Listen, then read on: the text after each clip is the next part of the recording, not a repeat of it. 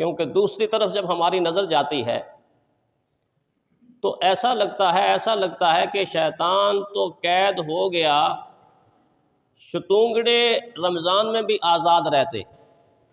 بڑے بڑے سرکش شیطان کے بارے میں فرمایا نا کہ بڑے بڑے سرکش شیاطین کو اللہ تعالیٰ ماہ رمضان میں قید کر دیتے ہیں، لیکن انسانی اعمال اور انسانی رویوں کو دیکھ کر یہ لگتا ہے کہ شیطان تو قید ہو گئے، شتونگڑے اپنا کام ابھی بھی دکھا رہے ہیں، گلیوں میں دکھا رہے ہیں، بازاروں میں دکھا رہے ہیں، چوکوں میں دکھا رہے ہیں، چوراہوں میں دکھا رہے ہیں، اداروں میں دکھا رہے ہیں، ہر جگہ دکھا رہے ہیں۔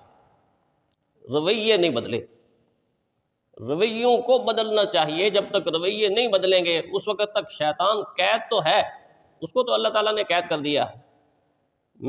آپ نے دیکھنا ہے کہ ہم نے بھی اپنے شیطان کو قید کیا ہوا ہے یا آزاد چھوڑ دیا۔